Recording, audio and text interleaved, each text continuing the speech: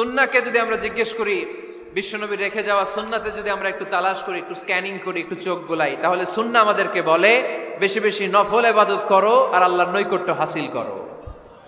সুবহানাল্লাহ পড়বেন না? কোরআন বলেছে সেজদায় লুটিয়ে পড়ো। যা যা বললাম আমি ওঠার আগে জিজ্ঞেস করে আবার শুনে যাব, কারণ আমি মনে করি এটা ক্লাস। এটা কি ক্লাসে পড়া দেওয়া নেওয়া আছে না নাই? এতক্ষণ পড়ানোর পরে জিজ্ঞেস করার দরকার আছে না নাই? কোরআন বলছে কি আর সুন্নাহ কি বলে? নফল ইবাদত। আওয়াজ করে বলতে হবে, সুন্নাহ কি বলে? বুখারীর বর্ণনা, আল্লাহর হাবিব সাল্লাল্লাহু আলাইহি ওয়াসাল্লাম বলেন, মা ইয়াজালু আবদি ইয়াতাকাররাবু ইলাইয়া বিন নওয়াফিল।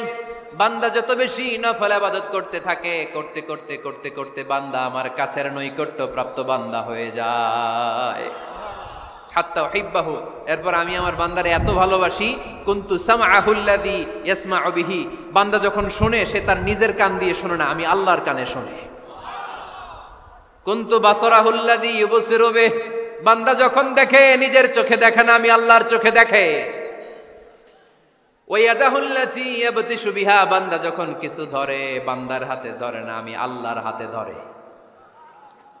ওয়ারিজলাহুল্লাতী ইয়ামশি বিহা। বান্দা যখন হেঁটে যায় ওর নিজের পায়ে হাঁটে না, কেমন যেন আমি আল্লাহর পায়ে হাঁটে। আওয়াজ করে বলতে হবে আল্লাহু আকবার। মানে আল্লাহ বুঝাতে চাইলেন আমি তখন তার কান হয়ে যাই, আমি তখন তার চোখ হয়ে যাই, আমি তখন তার হাত হয়ে যাই, আমি তখন তার পা হয়ে যাই। আমার আর তার মাঝে আর কোনো ফারাক থাকে না, সে আমার একেবারে নিকটে চলে আসে। আওয়াজ করে পড়েন সুবহানাল্লাহ। তাহলে বান্দা যখন নফল ইবাদত করে তখন বান্দার হাত আর বান্দার হাত থাকে না, ওইখানে আল্লাহর হাত যুক্ত হয়ে যায়। বান্দার পা থাকে না, সেখানে আল্লাহর পা যুক্ত হয়ে যায়। বান্দা যখন দেখে নিজ চোখে দেখে না, আল্লাহর দৃষ্টিশক্তি সেখানে যুক্ত হয়ে যায়। চিল্লায় বলেন ঠিক কি না? এজন্য নফল ইবাদত করতে রাজি আছেন তো? সুনানে তিরমিজির বর্ণনায় আল্লাহর হাবিব সাল্লাল্লাহু আলাইহি ওয়াসাল্লাম বললেন, হাদিসে কুদসি, কিয়ামতের দিন বান্দার যখন ফরজে ঘাটতি হবে, কিসে ঘাটতি হবে? ফরজে। আল্লাহ পাক বলবেন, উনজুরু হাল্লি আবদি মিন তাতাওয়ু। ও ফেরেশতারা দেখো তো আমার বান্দা নফল করছে কিনা। ফরজে যেহেতু তার ঘাটতি, দেখো তো আমার বান্দার কোনো নফল ইবাদত আছে কিনা। ফেরেশতারা বলবে আছে। আল্লাহ বলবেন তাহলে ফরজগুলার যেহেতু ঘাটতি, নফল থেকে কিছু এনে ফরজে বসাই দিয়ে ওগুলোর ফরজ বানায় দাও। এজন্য নফল ইবাদতের দরকার আছে না নাই? ফরজ তো করাই লাগবে, এটা কম্পালসারি, এটার মাফ নাই, এটা অব্লিগেটরি। নফল করে আল্লাহর কাছে যাওয়া যায়। নফল হচ্ছে ওভারটাইম। নফল ইবাদত কেমন? আওয়াজ করে বলেন। তাহলে কোরআনের আলোকে আমরা জানলাম যে আল্লাহর কাছে যেতে হলে কি করতে হয়? সেজদা দিতে হয়। আর সুন্নাহর আলোকে আমরা জানলাম আল্লাহর কাছে যেতে হলে কি করার মাধ্যমে কাছে যেতে হয়? আওয়াজ করে বলেন। নফল ইবাদত করতে রাজি আছেন সবাই? সবচাইতে শ্রেষ্ঠ নফল ইবাদত হচ্ছে কোরআনের তেলাওয়াত, ঠিক কি না? আল্লাহর হাবিব সাল্লাল্লাহু আলাইহি ওয়াসাল্লাম বললেন, নফল ইবাদতের মাধ্যমে আল্লাহর কাছে যেতে চাও, নৈকট্যপ্রাপ্ত বান্দা হতে চাও, আফদলুল ইবাদাতি তিলাওয়াতুল কোরআন। সবচাইতে যত নফল ইবাদতের লিস্ট হতে পারে, এই লিস্টে র্যাঙ্কিং এ 1 নাম্বার থাকবে কোরআনের তেলাওয়াত। এই কোরআন তেলাওয়াত করতে রাজি আছেন তো? তাহলে কোরআন তেলাওয়াত করব। 2 নাম্বার তাহাজ্জুদের সালাত পড়ব। কিসের নামাজ? হুজুর ফজরই পড়তে পারি না।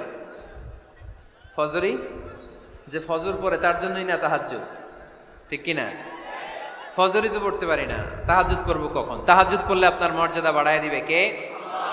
রব্বুল আলামিন বলেন, ওয়া মিনাল লাইলি ফাতাহাজ্জাদ বিহি নাফিলাতাল লাকা আসা আইয়াবা'আসাকা রাব্বুকা মাকামাম মাহমুদা।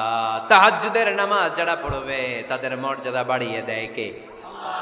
কারণ ওই মুহূর্তে আল্লাহ প্রথম আকাশে নেমে আসেন আর ডাকে, আলা মিন মুস্তাগফিরিন আগফিরালা। কার ক্ষমা দরকার? ক্ষমা চা, ক্ষমা করে দেব। আলা মিন মুস্তাকসিন আকসুলা। কার খাবারের দরকার, পোশাকের দরকার, চাও দিয়ে দেব। চাও, কার কি লাগবে চাও, আমি দিয়ে দেব। এজন্য শেষ রাতের দোয়া আল্লাহ কবুল করে। এই যে রমজান আসতেছে না সামনে, কোন মাসে রমজান? এপ্রিলে। সেজদায়ে নত হও, অশ্রু ছাড়ো, প্রভুর শরণে হৃদয় গাড়ো। সেজদায়ে নত হও, অশ্রু ছাড়ো, প্রভুর শরণে হৃদয় গাড়ো,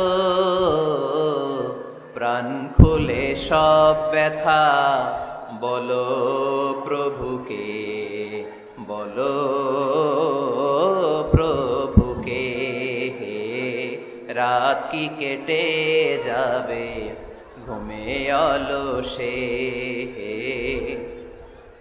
রাত কি কেটে যাবে ঘুমে অলসে। তুমি কি জানবে না তোমার নিজেকে প্রভুকে, রাত কি কেটে যাবে ঘুমে অলসে। ঠিক কিনা? ঘুমে অলসে আমাদের রাত কেটে যায়, সেজদা দেওয়ার সময় নাই। কখন প্রভুর দরবারে হাজিরা দেব, কখন সেজদা দেব?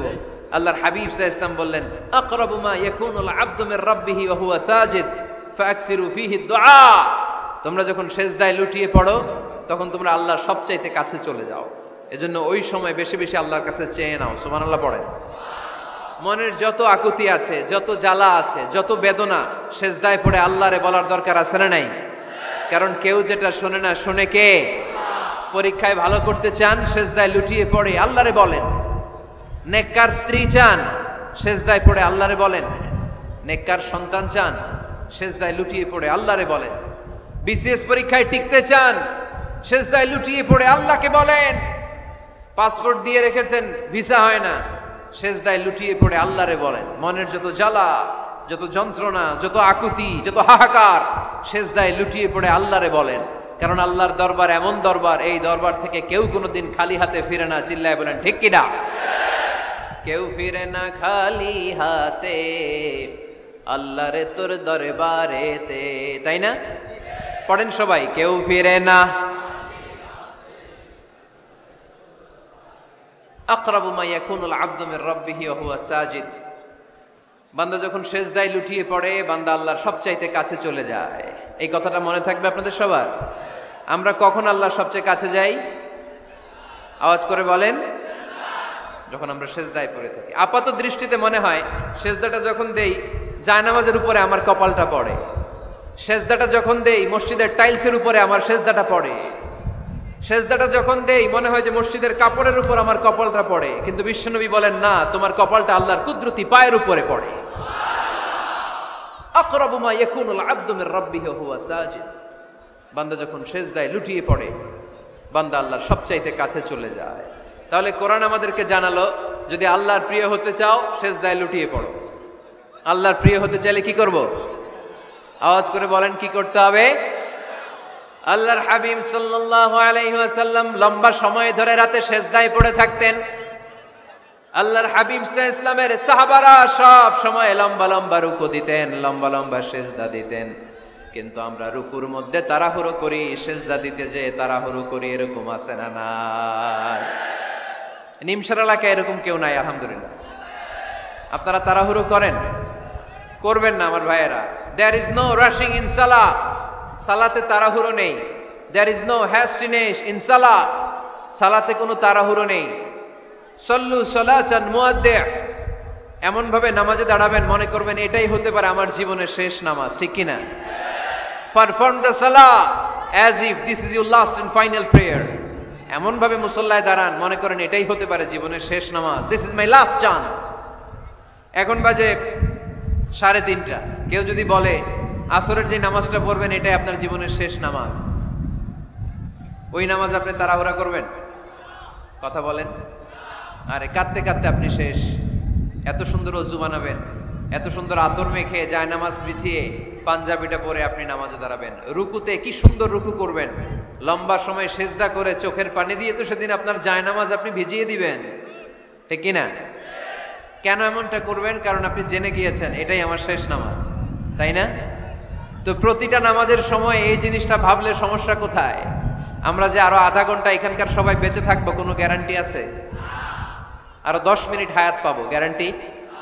5 মিনিট, 2 মিনিট, শ্বাস যেটা নিলাম, ব্রেথ ইন করলাম, এটার ব্রেথ আউট করতে পারবো, কোনো গ্যারান্টি আছে? তো প্রতিটা সালাতের মুসল্লায় যখন দাঁড়াই এই চিন্তাটা আমাদের মাথায় আসে না কেন যে এটাই আমার শেষ নামাজ? সল্লু সালাতান মুআদ্দিন। আমার প্রিয় কুমিল্লাবাসী ভাইয়েরা, যখনই নামাজে আমরা দাঁড়াবো আমরা ভাববো হতে পারে এটাই আমার জীবনের শেষ নামাজ, এটাই জীবনের, ভাবা যাবে? আর লম্বা চূড়া রুকু করবেন, লম্বা সেজদা করবেন, রুকুতে পিঠটা সোজা রাখবেন। আল্লাহর হাবিব সাল্লাল্লাহু আলাইহি ওয়াসাল্লাম যখন রুকু করতেন পিঠটা থাকতো স্ট্রেট ফরওয়ার্ড, বাঁকাও না উঁচুও না। ওয়াকানা বাইনা যালিক। সাহাবারা বলতেন আল্লাহর হাবিব সাল্লাল্লাহু আলাইহি ওয়াসাল্লামের রুকুর পিঠের উপরে পানি ভর্তি কোনো গ্লাস রেখে দিলে গ্লাসটাও কাঁপবে না, পানিটাও পড়বে না। তার মানে বাঁকা ছিল পিঠ, তাই না? কি ছিল? সোজা। আবার আল্লাহর হাবিব সাল্লাল্লাহু আলাইহি ওয়াসাল্লাম বললেন সবচেয়ে বড় চোর যে নামাজে চুরি করে। সাহাবারা বললেন কাইফা ইয়াসরিকু ফিস সালাহ, নামাজে কেমনে চুরি করে? আল্লাহর হাবিব সাল্লাল্লাহু আলাইহি ওয়াসাল্লাম বললেন ইয়াসরিকু ফি রুকুইহি ওয়া সুজুদিহি, রুকু সেজদায় চুরি করে। এরকম নামাজ চোর আছে না নাই? রুকু থেকে সোজা হয়ে দাঁড়িয়ে কয়েক সেকেন্ড আপনি রিল্যাক্স করবেন। প্রথম সেজদা দিয়ে আপনি সোজা হয়ে বসে কয়েক সেকেন্ড রিল্যাক্স করবেন। কি করবেন? রিল্যাক্স। আওয়াজ করে পড়েন সবাই, রিল্যাক্স। নামাজে তাড়াহুড়ো নাই, সালাত হচ্ছে মেডিটেশন, রিল্যাক্স। এক সেজদা দিয়ে বসে আপনি রিল্যাক্স করবেন ধীরস্থির ভাবে, এরপরে দ্বিতীয় সেজদায় যাবেন। অনেকে সেজদা প্রথমটা দিয়ে কোন রকম মাথাটা তুইলেই আবার সেজদায় দৌড় মারে, আছে না নাই? রুকু থেকে স্ট্রেট ফরওয়ার্ড দাঁড়ানোর কথা, দাঁড়িয়ে 1-2 সেকেন্ড রিল্যাক্স করার কথা, ওইটা না করে রুকু থেকে কোন রকম মাথা তুলেই আবার সেজদায় দৌড় মারে, এরকম ডাকাত আছে না নাই? এরাই সালাত চোর। আমরা যেন নামাজ চোরের খাতায় নিজেদের নাম না তুলি, আমরা যেন বেশি বেশি আল্লাহর সেজদা দেই। তাহলে কোরআন আমাদেরকে জানালো আমরা যদি আল্লাহর কাছে যেতে চাই কি করতে হবে? বইলা গেছি, খাইয়া ফেলাইছি? আওয়াজ করে বলেন কি করবেন? আল্লাহর হাবিব সাল্লাল্লাহু আলাইহি ওয়াসাল্লাম সব সময় লম্বা লম্বা সেজদায় পড়ে থাকতেন। আল্লাহর নবীর সাহাবারা সব সময় লম্বা লম্বা সেজদায় পড়ে থাকতেন। আল্লাহ বলেন তারাহুম রুকআন সুজদা। আপনি দেখবেন আল্লাহর নবীর সাহাবারা আবু বকর, ওমর, উসমান, আলী রাদিয়াল্লাহু তাআলা আনহুম আজমাইন, তাদের স্বভাব ছিল বিপদে পড়লেই লম্বা লম্বা সেজদায় পড়ে যেতেন।